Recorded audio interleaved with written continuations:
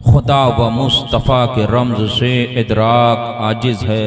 खुदा को मुस्तफ़ा जाने और मुस्तफ़ा को खुदा जाने। सुभान अल्लाह। बेशक खुदा को मुस्तफ़ा जाने और मुस्तफ़ा को खुदा जाने।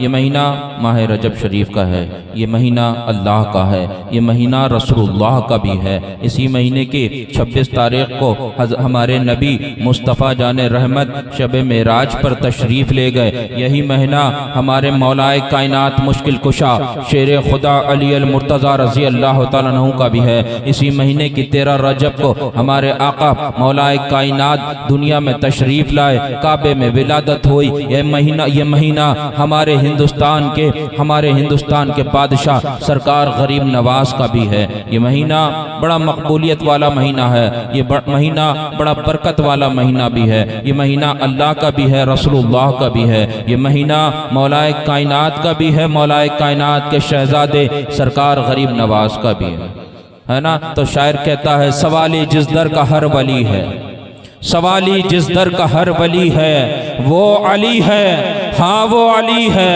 हाँ वो अली है। बहरहाल मैंने कुरान की आयत की तिलावत की जिसका सीधा साधा मफहूम है। अल्लाह इरशाद फरमाता है, ऐ ईमान वालो नेक अमल करो, ऐ ईमान वालो नेक अमल करो।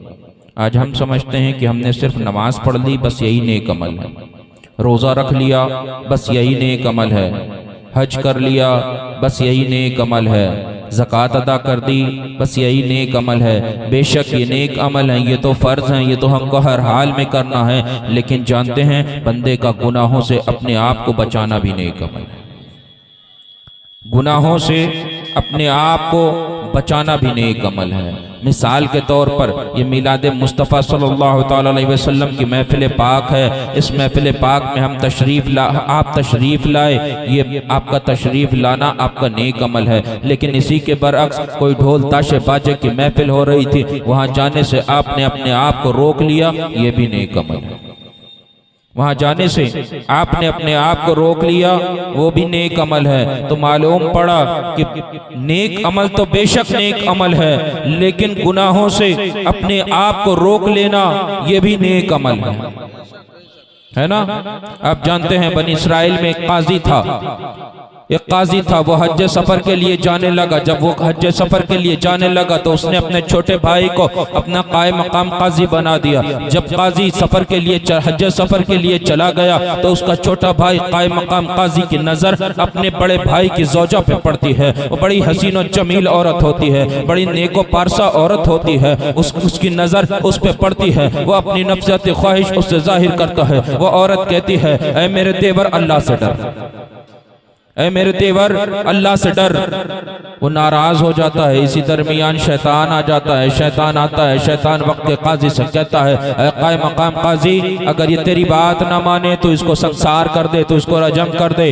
वक्त काजी कहता है, ऐ मेरे भाई की ज़ौजा, अगर तूने मेरी नफ़्सियाती ख्वाहिश को नहीं पूरा किया तो मैं तुझे संसार कर दूंगा, मैं तुझे रजम कर दूंगा। औरत कहती है, तू चाहे जो कर ले, मैं गुनाह के करीब ना जाऊंगी, मैं गुनाह के करीब ना जाऊंगी। वक्त काजी औरत को संसार कर देता है। लोग संसार करके वापस चले आते हैं। उधर से रात का वक्त होता है, एक सारबान गुजरता है। सारबान औरत की सिसकियों की आवाज सुनता है, औरत के करीब जाता है, देखता है खून में लथपथ औरत पड़ी हुई है। उसको उठाता है, अपने घर लेकर आता है, उसकी मरहम पट्टी करता है। इसी दरमियान उसके जख्म जब सूखने लगते हैं, इसी मुद्दत के दरमियान वो सारबान उससे उल्फत कर बैठता है। वो सारबान के खानदान का एक नौजवान होता है, वो भी सारबान के घर पे आता जाता है। वो आता है, उसकी नजर उस औरत पे पड़ती है, वो उसकी मोहब्बत में गिरफ्तार हो जाता है। एक रोज सारबान के खानदान का वो नौजवान आता है, औरत से नफ्सियाती ख्वाहिश को जाहिर करता है। औरत कहती है, ऐ नौजवान अल्लाह से डर, ऐ नौजवान अल्लाह से डर।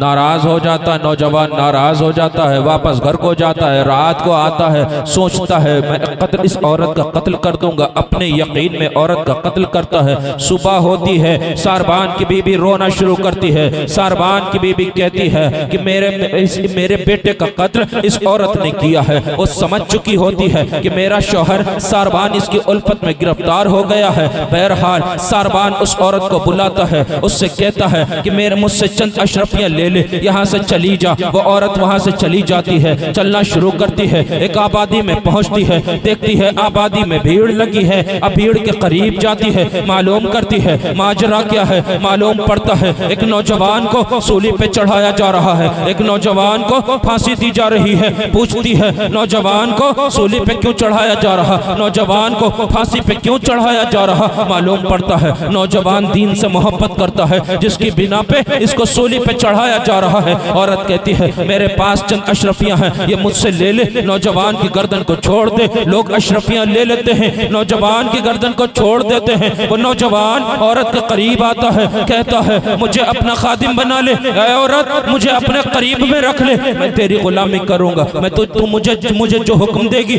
मैं उसकी तामील करूंगा। औरत अपने साथ लेती है, दोनों चलना शुरू करते हैं। चलते चलते समंदर के साहिल पे पहुंचते हैं। समंदर के साहिल पे पहुंचते हैं, नौजवान को शैतान बहकाता है। वह नौजवान औरत से अपनी नफसत ख्वाहिश को जाहिर करता है। औरत कहती है ऐ नौजवान अल्लाह से डर, ऐ नौजवान अल्लाह से डर। नौजवान नाराज हो जाता है। इसी दरमियान एक जहाज समंदर के साहिल पे आके रुकता है। रुकने के बाद जहाज का मालिक नीचे उतरता है, नौजवान उसके करीब जाता है। नौजवान कहता है मेरे पास एक कनीज है, मेरे पास एक बांदी है, एक लौंडी है, मैं उसे फरोख्त करना चाहता हूँ, क्या तू उसको खरीदेगा। वो जहाज का मालिक कहता है मुझे वो उस कनीज को दिखाओ। वो दूर से उस कनीज को देखता है, उसके हुस्न जमाल को देख के जहाज का मालिक उस पर फरेफ्ता हो जाता है। 300 अशरफियों में उसको खरीद लेता है। अब औरत को ले जाने लगता है। जब औरत को ले जाने लगता है, औरत चीख चीख के कहती है मैं कनीज नहीं हूँ, मैं बांदी नहीं हूँ, मैं आजाद हूँ, मैं हुर्रा हूँ। और एक न सुनता है। अब जहाज का मालिक औरत को लेके जाता है, जहाज चलना शुरू करता है। जहाज का मालिक अब उस औरत से अपनी नफसत ख्वाहिश को जाहिर करता है। वो औरत कहती है ऐ जहाज के मालिक अल्लाह से डर, जहाज के मालिक अल्लाह से डर। वो नाराज हो जाता है, दस्त दराज करता है, मारने के लिए हाथ उठाता है। इसी दरमियान समंदर में तूफान आ जाता है, कश्ती गर्क हो जाती है। किसी तरह औरत समंदर के साहिल पे पहुंचती है, तो वहां से चलना शुरू करती है। एक आबादी में पहुंचती है, मालूम पड़ता है कि यहाँ का बादशाह बड़ा नेक है, बड़ा आदिल है, बड़ा इंसाफ पसंद है। बादशाह के दरबार में जाती है, बादशाह को आप बीती सुनाती है। बादशाह कहता है ऐ अनेक औरत, मैं तेरे लिए एक कमरा तामीर करवा देता हूँ, तो उसमें रहकर अपने रब की इबादत में मसरूफ हो जा। वो औरत उस कमरे में जाती है, खुदा की इबादत में मशगूल हो जाती है, खुदा की इबादत में मसरूफ हो जाती है। इधर औरत कमरे में बंद है, खुदा की इबादत में मसरूफ है। दुनिया में औरत का डंका बज रहा है। अब लोग औरत के दरवाजे पे आते, बीमार आते, औरत उनके हक में दुआ करती, खुदा ताला उसकी दुआ को शर्फ कबूलियत अता फरमाता। तमाम आलाम के परेशानियों के मारे लोग औरत के पास आते, वो औरत उनके हक में दुआ करती, खुदा ताला उन्हें परेशानियों से निजात अता फरमाता। अब उस औरत का शौहर हज सफर से वापस आता है। आने के बाद अपनी बीबी को पूछता है, मालूम पड़ता है तेरी बीबी ने गुनाह किया था, उसको सजा दी गई। तो घर जाता है, बड़ा अफसोस होता है, बड़ा रंजीदा होता है। घर जाता है, घर जाने के बाद मालूम पड़ता है भाई की आंखों की रोशनी चली गई। दो गुलाम होते हैं, मालूम पड़ता है उनके मुंहों को खुदा ताला ने ला इलाज अमराज में मुब्तला फरमा दिया है। लोग कहते हैं फला मकाम पे एक औरत है, तो उसके पास अपने भाई को लेकर जा, वो औरत तेरे भाई के हक में दुआ करेगी, खुदा ताला तेरे भाई को बीनाई अता फरमाएगा। वो औरत इन लोगों के हक में दुआ करेगी, खुदा ताला इनको शिफा अता फरमाएगा। वो चलना शुरू करते हैं। रास्ते में वो जहाज का मालिक मिलता है, बड़ी मुसीबत में गिरफ्तार होता है। वो कहता कहता है मुझे भी साथ ले लो, वो भी साथ हो जाता है। रास्ते में वो नौजवान भी मिलता है जिसने कत्ल किया था, बड़ी मुसीबत में मुब्तला होता है, वो कहता है मुझे साथ ले लो, वो भी साथ हो लेता है। जब औरत के दरबार में पहुंचते, औरत से दुआ के लिए कहते, औरत एक शर्त रखती कि तुम्हें अपने गुनाहों का एतराफ करना होगा, एलानिया तौर पे करना होगा। अब काजी का भाई कहता कि मेरी भाभी बड़ी नेक औरत थी, मैंने उससे अपनी नफसत ख्वाहिश को जाहिर किया, उसने मुझसे कहा नौजवान अल्लाह से डर।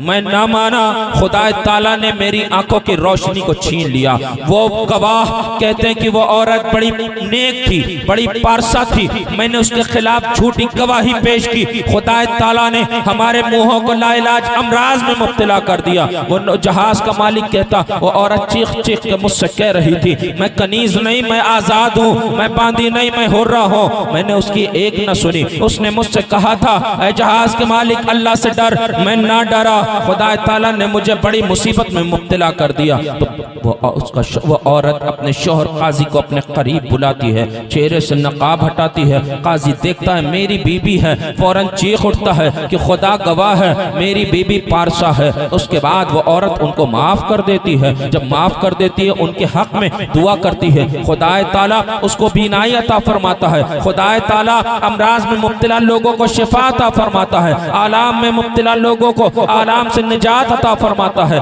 बताने का मकसद सिर्फ इतना था कि जब बंदा खुदा की इबादत में मशगूल होता है तो खुदा ताला उसकी दुआओं को शर्फ कबूलियत भी अता फरमाता है और खुदा ताला दुनिया में उसके चर्चे भी आम कर देता है। क्योंकि कुरान कहता है फज़कुरूनी अज़कुरकुम, तुम मेरा जिक्र करो मैं तुम्हारा चर्चा करूंगा।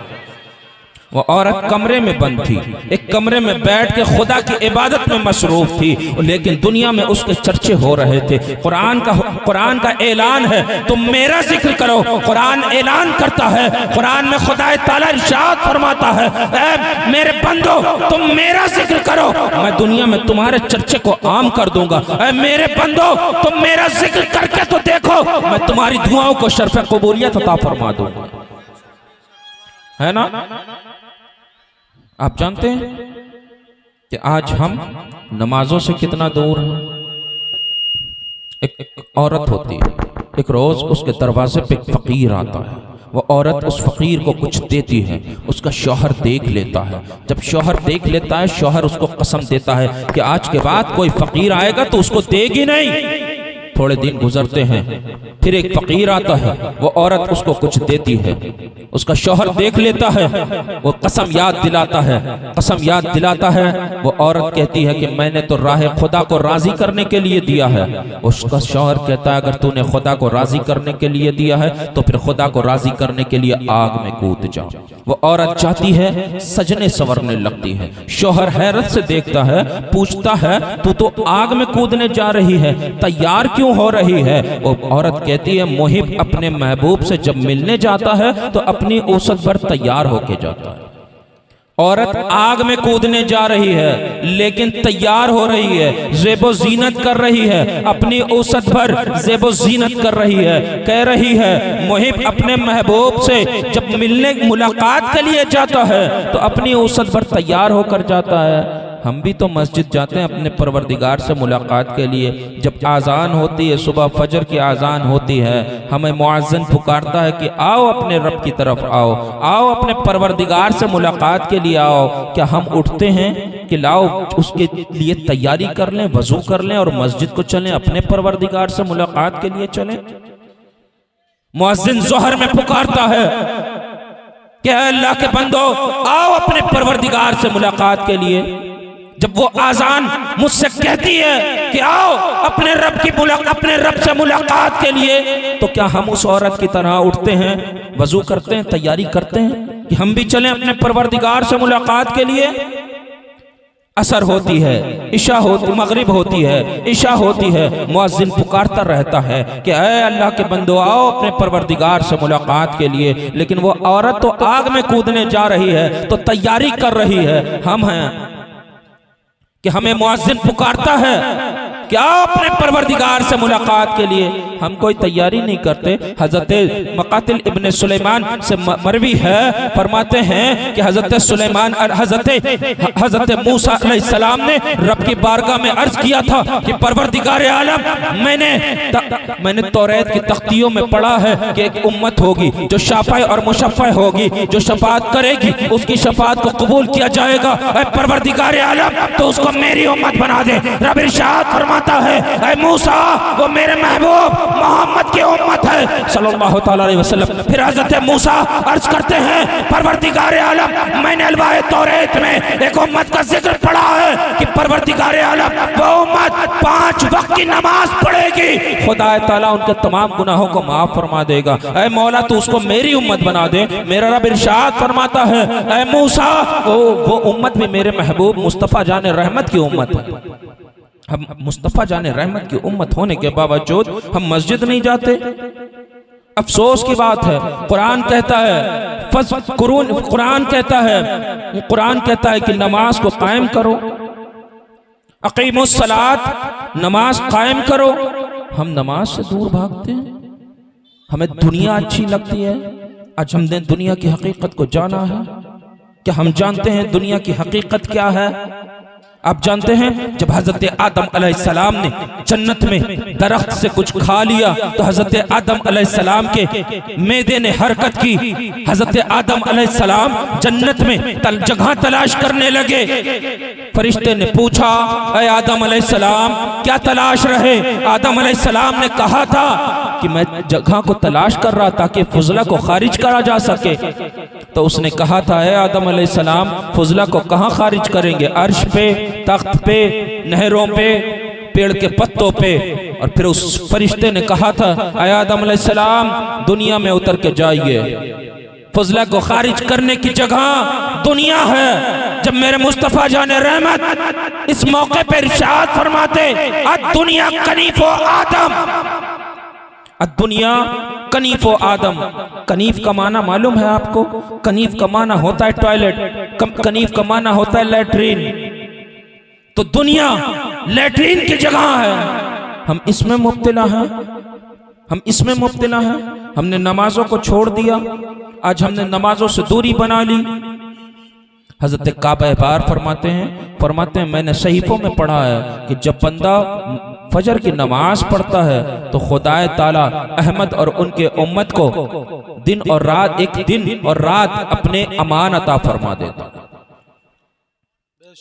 अपनी अमान अता फरमा देता है। लेकिन आज हम नमाजों से दूर। अफसोस का मकाम है। वो औरत आग में कूदने जा रही है तो तैयारी कर रही है। फिर जानते हैं वो औरत आग में कूद जाती है। उसका शौहर उस तंदूर के ऊपर ढक्कन बंद कर देता है। 3 दिन के बाद तंदूर से ढक्कन को हटाता है। वो औरत आग पर बैठ के मुस्कुरा रही होती है। इसी मौके पर हजरत बायजीद बुस्तामी फरमाते हैं, आरिफ के लिए आरिफ आग के लिए अजाब है, जाहिल के लिए आग अजाब है। फिर बायजीद बुस्तामी फरमाते हैं, अगर जहन्नम बायजीद को देख ले तो जहन्नम भी सर्द पड़ जाए, जहन्नम भी सर्द पड़ जाए। एक नौजवान होता है, लोहार होता है, लोहे का काम करता है। एक बुजुर्ग देखते हैं कि वो नौजवान गर्म लोहे को पकड़ लेता है, उसके हाथ नहीं जलते। आग को पकड़ लेता है, हाथ नहीं जलते। उस नौजवान से बुजुर्ग कहते हैं, ऐ नौजवान, बशरियत का तकाजा है कि जब बशर आग को पकड़ता है तो जल जाया करता है। ऐ नौजवान, तो जलता क्यों नहीं है? वो नौजवान कहता है, एक मर्तबा कहत पड़ा था, एक मर्तबा सूखा पड़ा था। मेरे करीब में रहने वाली एक औरत मेरे दरवाजे पे आई थी, मुझसे उसने खाना मांगा था। मैंने उसके हुस्न जमाल को देखकर मैंने अपनी नफ्सियाती ख्वाहिश उसके सामने रखी थी। मैंने कहा था, तू मेरी ख्वाहिश को पूरा कर दे, मैं तुझे खाना खिला दूंगा। और औरत ने कहा था, मैं भूखी मर जाऊंगी लेकिन गुनाह ना करूंगी, मैं भूखी मर जाऊंगी, गुनाह ना करूंगी। वो चली वापस चली गई। वो कई रोज मेरे दरवाजे पे आती रही, मुझसे खाना मांगती रही। मैं उससे नफ्सियाती ख्वाहिश जाहिर करता रहा। वो भूखी जाती रही लेकिन गुनाह के करीब ना जाती थी। एक रोज वो मेरे दरवाजे पे आई, मैंने उसके सामने खाना रख दिया। उस औरत ने मुझसे कहा, अगर तू मुझसे गुनाह करवाना चाहता है तो मैं भूखी मरना पसंद करूंगी लेकिन गुनाह ना करना पसंद करूंगी। तो नौजवान कहता है, मैंने उससे कहा कि मैंने तो तुझे अल्लाह की रजा के लिए दिया है। उस नौजवान उस औरत ने फौरन खुदा की बारगाह में हाथों को उठाया, परवरदिगार की बारगाह में हाथों को उठा के अर्ज किया, परवरदिगार आलम, अगर ये नौजवान अपनी बात में सच्चा है तो ऐ परवरदिगार आलम, तो इस नौजवान को दुनिया और आखिरत की आग से महफूज फरमा दे। वो नौजवान कहता है, जिस दिन से उस औरत ने मेरे हक में दुआ की, खुदा ताला ने मुझे दुनिया की आग से महफूज फरमा दिया। अब मैं दुनिया की आग को पकड़ लेता हूँ। दुनिया की आग मुझे जलाती नहीं है, उम्मीद है कि कयामत की आग भी मुझे न जलाएगी। नारे तकबीर, नारे रिसालत, जश्न हुजूर अमीन शरीयत, जश्न हुजूर अमीन शरीयत, मसलक आला हजरत फतेह बिलगराम शरीफ, फातेह बिलगराम शरीफ, नारे तकबीर।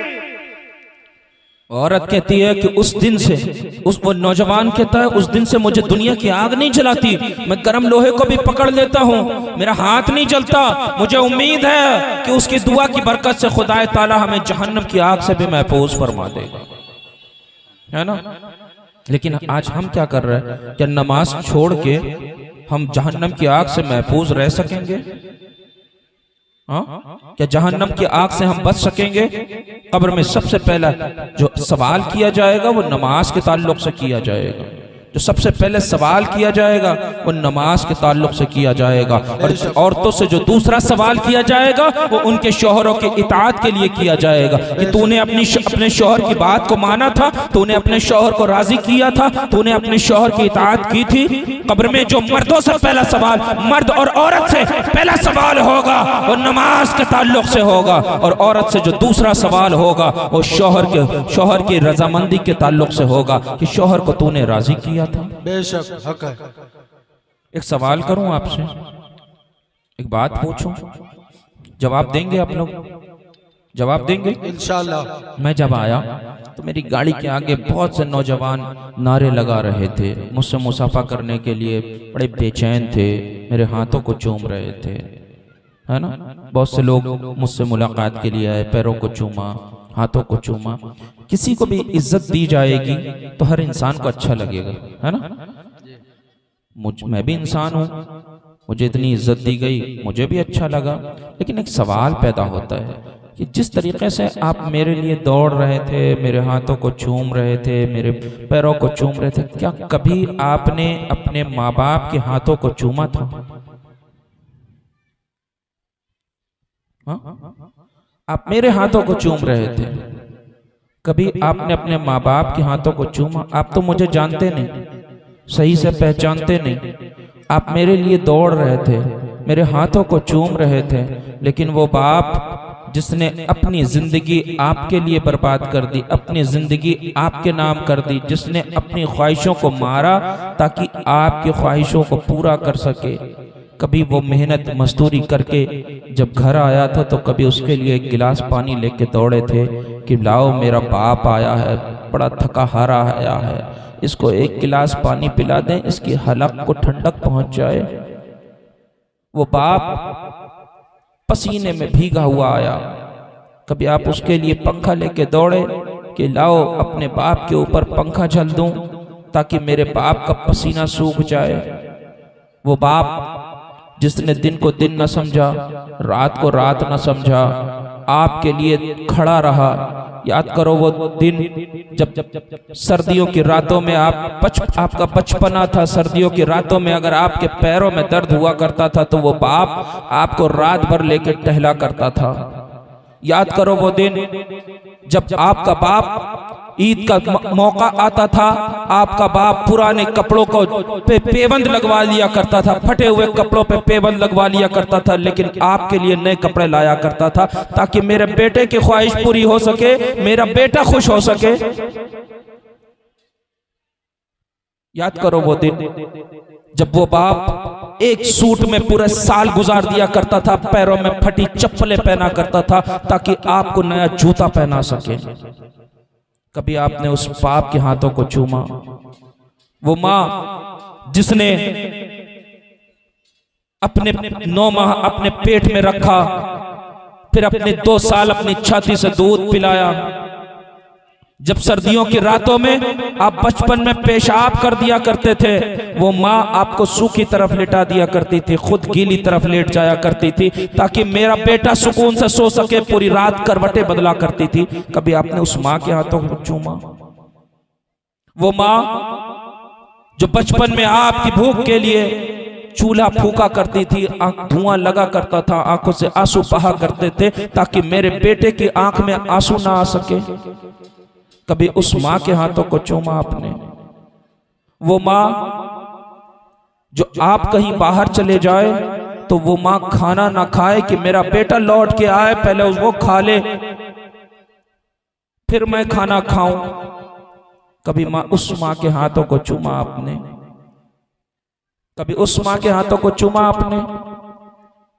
वो बाप कि आप बाहर चले जाए तो वो बाप बेचैन घूमे घर में कि पता नहीं मेरा बेटा खैरियत से है या नहीं। वो माँ जो आप कहीं चले जाए तो वो आपके लिए घर में टहलना शुरू कर दे, पूरा घर सो जाए, उस माँ की आंखों में नींद ना आए कि मेरा बेटा, और माँ खुदा की बारगाह में अपने हाथों को उठाकर एक ही दुआ करे, परवरदिगार आलम मेरे बेटे को खैरियत से वापस घर ले आ।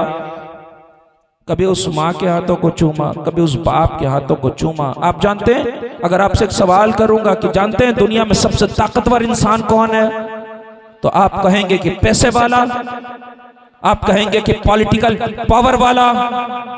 लेकिन जब आप मुझसे पूछेंगे कि आप बताएं दुनिया में सबसे ताकतवर इंसान कौन है, तो मैं कहूंगा कि जिसके सर पर उसकी माँ का हाथ, जिसकी पीठ पे उसके बाप का हाथ है, दुनिया का सबसे ताकतवर इंसान वो। बेशक, सुभान अल्लाह। जिसके सर पे उसकी माँ का हाथ, जिसके पीठ पे उसके बाप का हाथ है, दुनिया का सबसे ताकतवर इंसान वो है।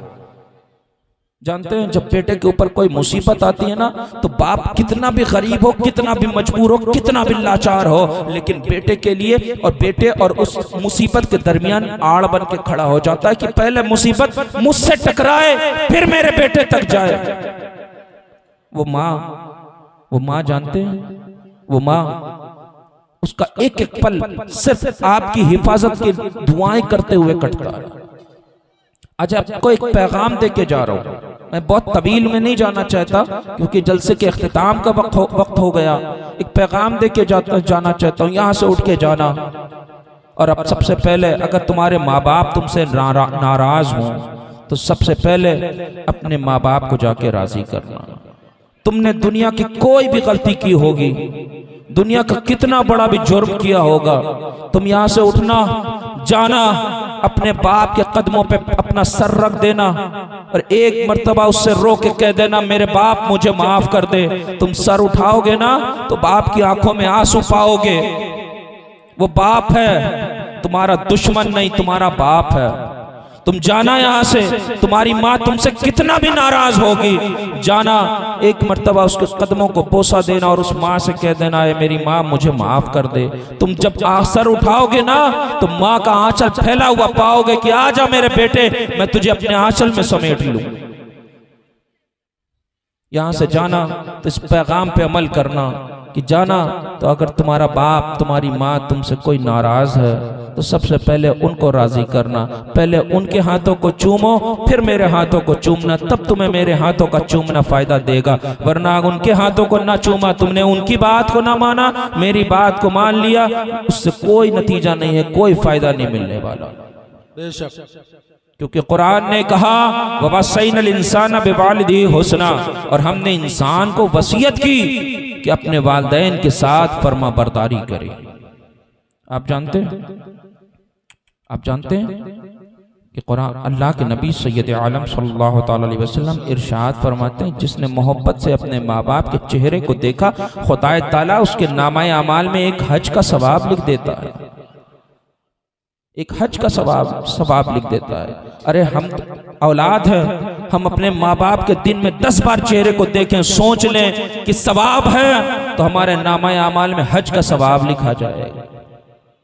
आज हम सवाब के लिए यहाँ वहाँ दौड़ते हैं, सवाब अपने बाप को देख लेना, अपनी माँ को देख लेना सवाब है।